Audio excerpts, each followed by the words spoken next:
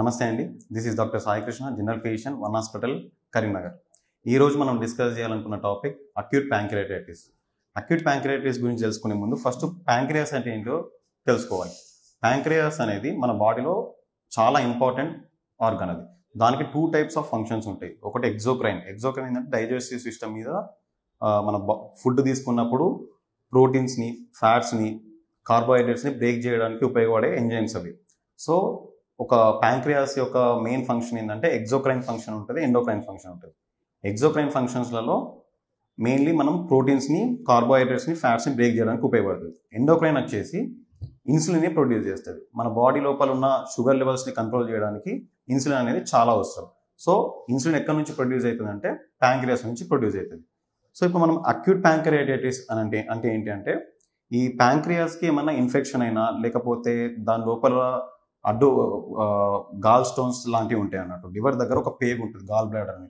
దానిలో మనం fat food ఎక్కువ తీసుకున్నప్పుడు లేకపోతే రిపీటెడ్గా జాండీస్ రావడం వల్ల ఇవన్నిటి వల్ల బైల్ అనేది అక్కడ స్టోర్ అయిపోయి గాల్ స్టోన్స్ లాగా ఫామ్ అవుతుంది. ఆ గాల్ స్టోన్స్ ఎప్పుడైతే గాల్ బ్లాడర్ నుంచి బయటికి వస్తుందో వచ్చినప్పుడు కామన్ బైల్ డక్ట్ ఉంటుంది. ప్యాంక్రియాస్కును దీనికి బైల్ డక్ట్ ఉంటుంది. అక్కడ ఈ స్టోన్స్ అనేవి అడ్డుపడడం వల్ల బ్లాక్ అయిపోయి ఆ సెక్రీషన్స్ అన్ని మళ్ళీ ప్యాంక్రియాస్ లోపలికి వెళ్ళి ఇన్ఫెక్షన్ జరగడం వల్ల లేకపోతే ఒక స్టోన్స్ లా ఫార్మ్ అవడం వల్ల అక్యూట్ ప్యాంక్రియాటైటిస్ వచ్చే అవకాశం ఉంటుంది. గాల్ స్టోన్స్ అనేటివి most common cause of acute pancreatitis. Next most common వచ్చేసి ఆల్కహాల్. అందుకే ఇది మెయిన్లీ మనం చాలామంది మగవాళ్ళలో చూస్తాం, క్రానిక్ ఆల్కహాలిక్ వాళ్ళ పేషెంట్స్లలో చూస్తాం అన్నట్టు. వీళ్ళు విపరీతంగా మందు తాగడం వల్ల కంటిన్యూస్గా ఒక 1 month అట్లా తాగడం వల్ల, సో ఇట్లాంటి రీజన్స్ వల్ల అక్యూట్ ప్యాంక్రియాటైటిస్ అనేది వచ్చే అవకాశాలు ఉన్నాయి. ఈ రిమైనింగ్ కాజెస్ వచ్చేసి ఇంతకుముందు పేషెంట్కి ఏమన్నా ప్యాంక్రియాస్ చుట్టుపక్కల దెబ్బ తాకడం వల్ల, ట్రామా జరగడం వల్ల, ఏమైనా ఆపరేషన్ జరగడం వల్ల, లేకపోతే ఏమైనా స్నేక్ బైట్, స్కార్పియన్ బైట్ తీసుకోవడం వల్ల మనకి పుట్టినప్పుడన్నా ఇట్లాంటి సిచ్యువేషన్స్లో కూడా మనము ప్యాంక్రియాటైటిస్ రావడం మనం గమనిస్తాం అన్నట్టు. సో ఈ అక్యూట్ ప్యాంక్రియాటైటిస్ అనేది వచ్చినప్పుడు పేషెంట్స్ చెప్పే కంప్లైంట్స్ ఏముంటాయంటే కంటిన్యూస్గా ఒక 15 to 20 minutes దాకా పెయిన్ కంటిన్యూస్గా రావడం, అది కూడా విపరీతంగా రావడం. మనం ముట్టుకున్నా కూడా అక్కడ పెయిన్ అనేది వాళ్ళకి తెలుస్తూ ఉంటుంది. ఈ పెయిన్ అనేది వేరే పెయిన్స్తోని మనము డిఫరెన్షియేట్ చేసుకోవాలి. సేమ్ ఇట్లాంటి పెయిన్ మనం ఎక్కడ చూస్తామంటే పేషెంట్కి అల్సర్స్ అవ్వడం వచ్చినప్పుడు, లేకపోతే అపెండిసైటిస్ కూడా సేమ్ ఆ బొడ్డు చుట్టే పెయిన్ వచ్చే అవకాశం ఉంటుంది. సో అట్లాంటి సిచ్యువేషన్స్లో కూడా మనము రూల్ అవుట్ చేసుకోవాల్సి వస్తుంది, ప్యాంక్రియాటైటిసా లేకపోతే అపెండిసైటిసా. ఫస్ట్ మనం డాక్టర్ని కన్సల్ట్ చేసిన తర్వాత స్కాన్ చేయడం వల్ల లేకపోతే దానికి సంబంధించిన ఇన్వెస్టిగేషన్స్ ఉంటాయి అన్నట్టు. దాని ఇన్వెస్టిగేషన్స్ వచ్చేసి మెయిన్లీ సీరం అమైలేస్ లైపేస్ అనేటివి ఉంటాయి అన్నట్టు. సీరం అమైలేస్ లైపేస్ అనేవి చాలా ఇంపార్టెంట్ అన్నట్టు అక్యూట్ ప్యాంక్రియాటైటిస్ డయాగ్నోసిస్ కోసము. మెయిన్లీ అమైలేస్ లైపేస్లో లైపేస్ లెవెల్స్ అనేవి మోస్ట్ స్పెసిఫిక్ అన్నట్టు ఇవి 2లో కంపేర్ చేసుకుంటే.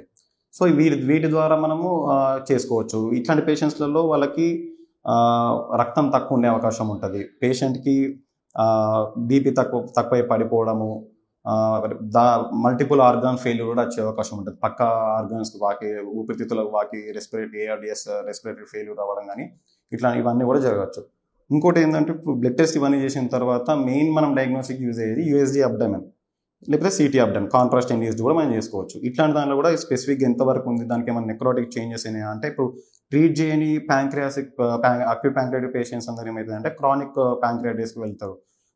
అక్కడ కూడా మనం ఇంకా సరిగ్గా ట్రీట్మెంట్ అయిపోతే నెక్రోసిస్ జరిగి, ఫైబ్రోసిస్ జరిగి కంప్లీట్ ప్యాంక్రియాటిక్ ఫెయిల్యూర్ అయ్యే అవకాశం ఉంటుంది. ఇట్లాంటి పేషెంట్స్ బతకడం అనేది చాలా కష్టం అన్నట్టు. సో అందుకే ఆ స్టేజ్ దాకా వెళ్లకుండా మనం ముందే దీన్ని గుర్తించుకొని ఆ పెయిన్ రావడము, ఆ పెయిన్ వచ్చినప్పుడు వెంటనే హాస్పిటల్కి వెళ్ళి చూపించుకుంటే మనం దీని నుంచి మనం బయటపడవచ్చు. ఒక్కసారి అక్యూట్ ప్యాంక్రియాటైటిస్ వచ్చిన పేషెంట్స్ మళ్ళీ రాకుండా మనం చూసుకోవాలి. ఒకవేళ అది ఆల్కహాలిక్ వల్ల వస్తే మాత్రం ఖచ్చితంగా మనం ఆల్కహాల్ అనేది కంప్లీట్లీ ఆపేసేయాలి. వాడు తాగే ఒక్కొక్క బొట్టు ఒక్కొక్క విషయం లాగా అని చెప్పేసి అనుకొని ఆల్కహాల్ కంప్లీట్గా బంద్ చేస్తేనే నెక్స్ట్ టైం మళ్ళీ క్రానిక్ కానీ లేకపోతే నెక్రోటిక్ చేంజెస్ అవ్వకుండా ప్రాణంకి ప్రమాదం కాకుండా మనం కాపాడుకోవచ్చు. ఇట్లాంటి సింప్టమ్స్, ఇట్లాంటి లక్షణాలు ఏమున్నా కూడా వెంటనే ఒకసారి హాస్పిటల్కి వచ్చి జనరల్ ఫిజిషియన్ కన్నా, సర్జన్ కన్నా, గ్యాస్ట్రోఎంటరాలజిస్ట్ కన్నా చూపించుకొని ఈ బారి నుంచి బయటపడండి. Thank you.